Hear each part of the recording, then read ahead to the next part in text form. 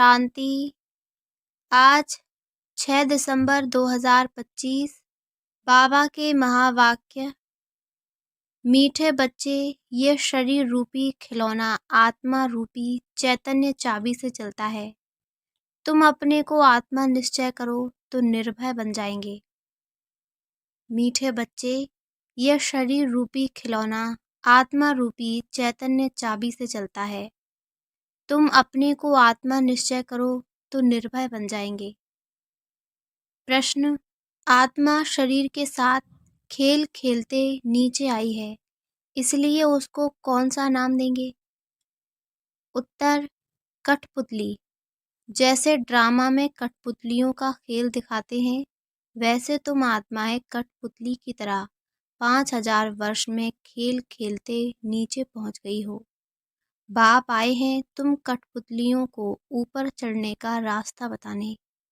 अब तुम श्रीमत की चाबी लगाओ तो ऊपर चले जाएंगे। गीत। महफिल में जल उठी शमा। ओम शांति। रूहानी बाप रूहानी बच्चों को श्रीमत देते हैं। कभी कोई की चलन अच्छी नहीं होती तो माँ बाप कहते हैं तुमको शल ईश्वर मत देवे। बेचारों को यह पता ही नहीं कि ईश्वर सचमुच मत देते हैं। अभी तुम बच्चों को ईश्वरीय मत मिल रही है, अर्थात रूहानी बाप बच्चों को श्रेष्ठ मत दे रहे हैं श्रेष्ठ बनने के लिए। अभी तुम समझते हो हम श्रेष्ठते श्रेष्ठ बन रहे हैं। बाप हमको कितनी ऊंच मत दे रहे हैं। हम उनकी मत पर चलकर मनुष्य से देवता बन रहे हैं। तो सिद्ध होता है मनुष्य को देवता बनाने वाला वही बाप है। सिख लोग भी गाते हैं मनुष्य से देवता किए, तो जरूर मनुष्य से देवता बनाने की मत देते हैं। उनकी महिमा भी गाई है। एक ओमकार कर्ता पुरुष निर्भय। तुम सब निर्भय हो जाते हो। अपने को आत्मा समझते हो ना। आत्मा को कोई भय नहीं रहता है। बाप कहते हैं निर्भय बनो। भय फिर काहे का? तुमको कोई भय नहीं। तुम अपने घर बैठे भी बाप की श्रीमत लेते रहते हो। अब श्रीमत किसकी, कौन देते हैं? ये बातें गीता में तो है नहीं। अभी तुम बच्चे समझते हो। बाप कहते हैं तुम पतित बन गए हो। अब पावन बनने के लिए माँ में कम याद करो। यह पुरुषोत्तम बनने का मेला संगम युग पर ही होता है। बहुत आकर श्रीमत लेते हैं। इसको कहा जाता है ईश्वर के साथ बच्चों का मेला। ईश्वर भी निराकार है, बच्चे भी निराकार हैं। हम आत्मा हैं। ये पक्की पक्की आदत डालनी है। जैसे खिलौनों को चाबी दी जाती है तो डांस करने लग पड़ते हैं, तो आत्मा भी इस शरीर रूपी खिलौने की चाबी है। आत्मा इनमें न हो तो कुछ भी कर न सके। तुम हो चैतन्य खिलौने। खिलौने को चाबी नहीं दी जाए तो काम का नहीं रहेगा, खड़ा हो जाएगा। आत्मा भी चैतन्य चाबी है और यह अविनाशी अमर चाबी है। बाप समझाते हैं मैं देखता ही हूँ आत्मा को। आत्मा सुनती है। ये पक्की आदत डालनी है। इस चाबी बिगर शरीर चल न सके। इनको भी चाबी अविनाशी मिली हुई है। 5000 वर्ष इसकी चाबी चलती है। चैतन्य चाबी होने के कारण चक्र फिरता ही रहता है। यह है चैतन्य खिलौने। बाप भी चैतन्य आत्मा है। जब चाबी पूरी हो जाती है तो फिर बाप नए सिर युक्ति बताते हैं कि मुझे याद करो, तो फिर चाबी लग जाएगी, अर्थात आत्मा तमो प्रधान से सतो प्रधान बन जाएगी। जैसे मोटर से पेट्रोल खत्म होने पर फिर भरा जाता है ना। अभी तुम्हारी आत्मा समझती है हमारे में पेट्रोल कैसे भरेगा। बैटरी खाली होती है, फिर उनमें पावर भरी जाती है ना। बैटरी खाली होती है तो लाइट खत्म हो जाती है। अब तुम्हारी आत्मा रूपी बैटरी भरती है। जितना याद करेंगे उतना पावर भरती जाएगी। इतना 84 जन्मों का चक्र लगाए बैटरी खाली हो गई है, सतो रजो तमो में आई है। अब फिर बाप आए हैं चाबी देने अथवा बैटरी को भरने। पावर नहीं है तो मनुष्य कैसे बन जाते हैं?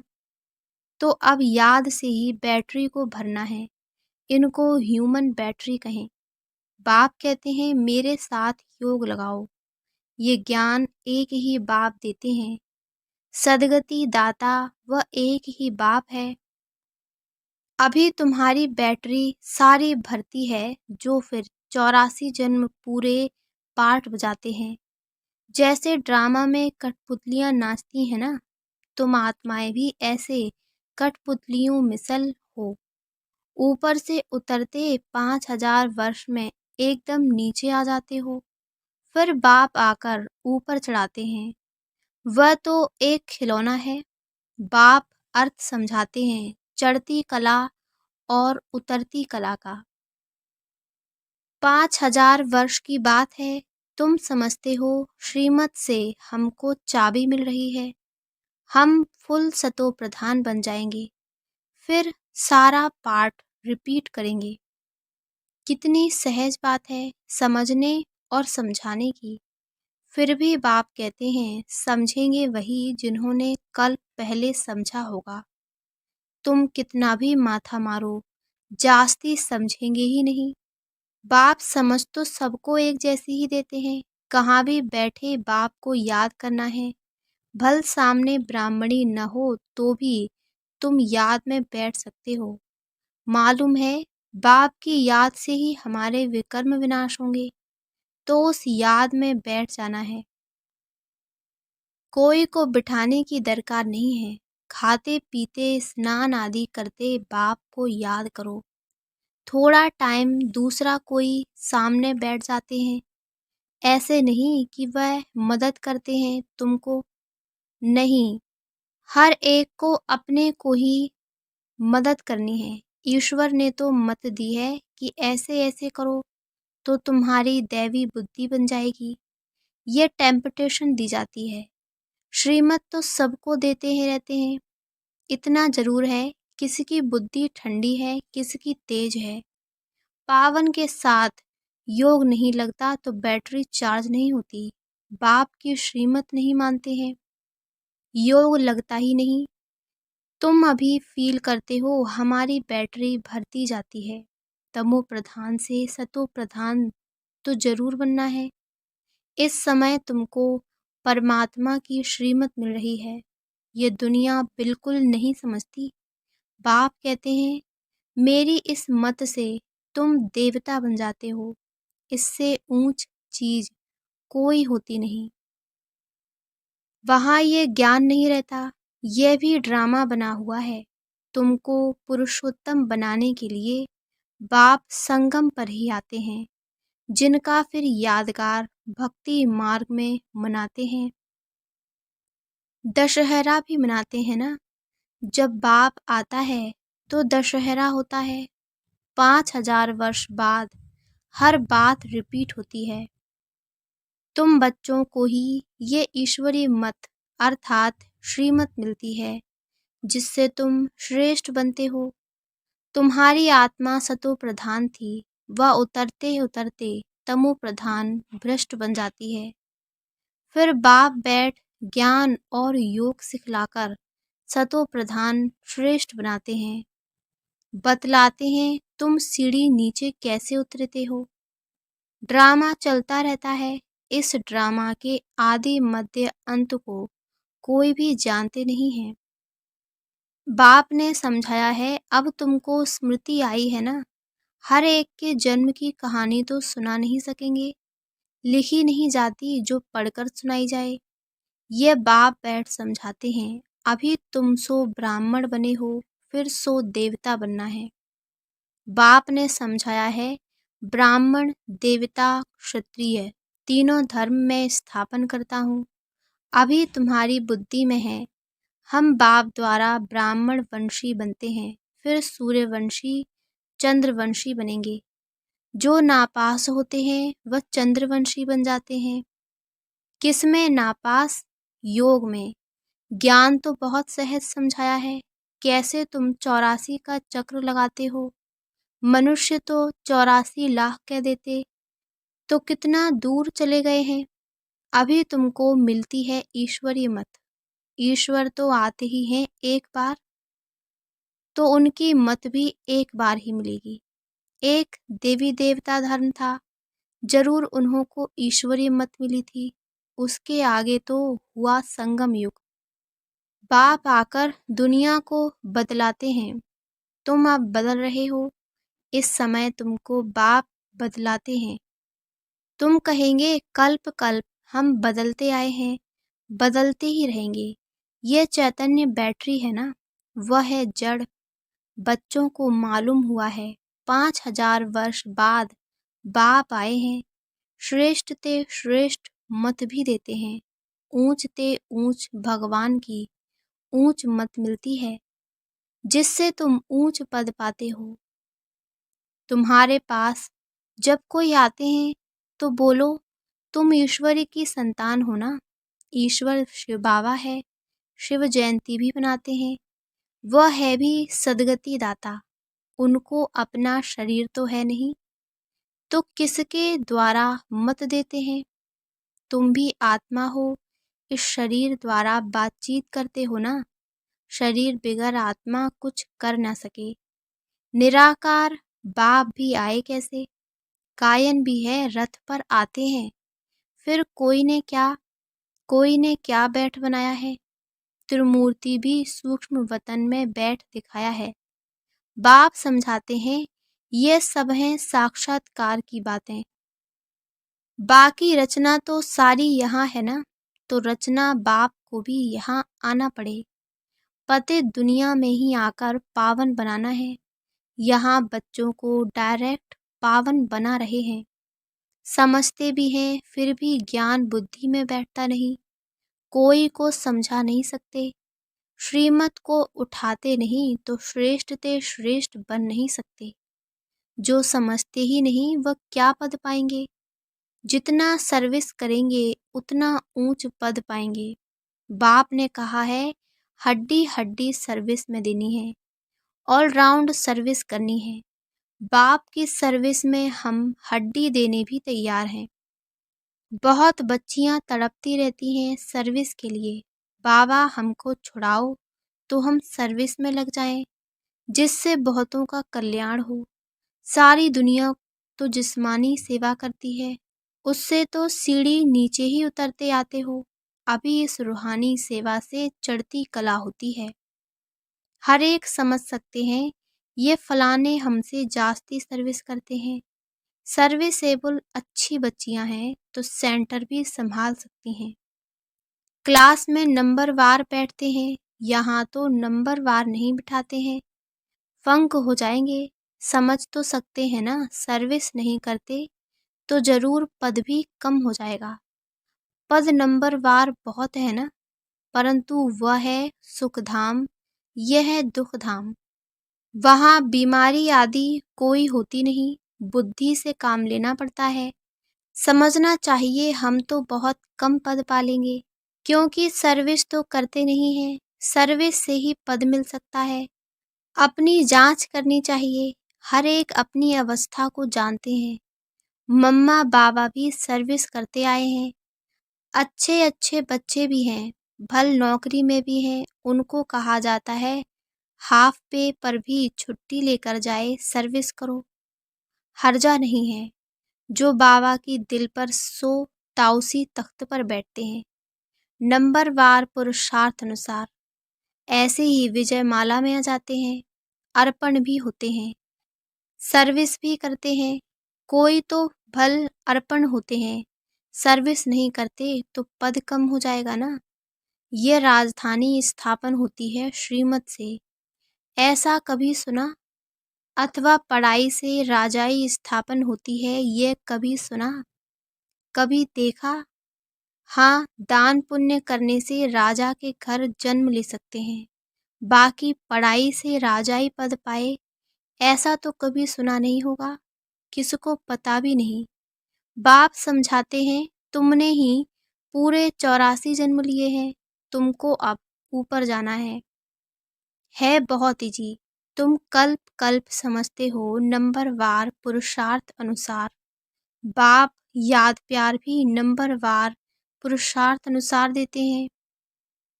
बहुत याद प्यार उनको देंगे जो सर्विस में है। तो अपनी जांच करनी है कि मैं दिल पर चढ़ा हुआ हूँ, माला का दाना बन सकता हूँ। अनपढ़े जरूर पढ़े हुए के आगे भरी ढोएंगे। बाप तो समझाते हैं बच्चे पुरुषार्थ करें, परंतु ड्रामा में पार्ट नहीं है तो फिर कितना भी माथा मारो चढ़ते ही नहीं। कोई ना कोई ग्रहचारी लग जाती है। देह अभिमान से ही फिर और विकार आते हैं। मुख्य कड़ी बीमारी देह अभिमान की है। सतयुग में देह अभिमान का नाम ही नहीं। वहाँ तो है ही तुम्हारी प्रारब्ध। यह यहाँ ही बाप समझाते हैं और कोई ऐसी श्रीमत देते नहीं कि अपने को आत्मा समझ माँ में कम याद करो। यह मुख्य बात है। लिखना चाहिए, निराकार भगवान कहते हैं मुझ एक को याद करो। अपने को आत्मा समझो, अपनी देह को भी याद नहीं करो। जैसे भक्ति में भी एक शिव की ही पूजा करते हैं। अब ज्ञान भी सिर्फ मैं ही देता हूँ, बाकी सब है भक्ति। अव्यभिचारी ज्ञान एक ही शिव बाबा से तुमको मिलता है। ये ज्ञान सागर से रत्न निकलते हैं। उस सागर की बात नहीं, ये ज्ञान का सागर तुम बच्चों को ज्ञान रत्न देते हैं, जिससे तुम देवता बनते हो। शास्त्रों में तो क्या क्या लिख दिया है। सागर से देवता निकला, फिर रत्न दिया। ये ज्ञान सागर तुम बच्चों को रत्न देते हैं। तुम ज्ञान रत्न चुगते हो। आगे पत्थर चुगते थे तो पत्थर बुद्धि बन पड़े। अब रत्न चुगने से तुम पारस बुद्धि बन जाते हो। पारसनाथ बनते हो ना। ये पारसनाथ लक्ष्मी नारायण विश्व के मालिक थे।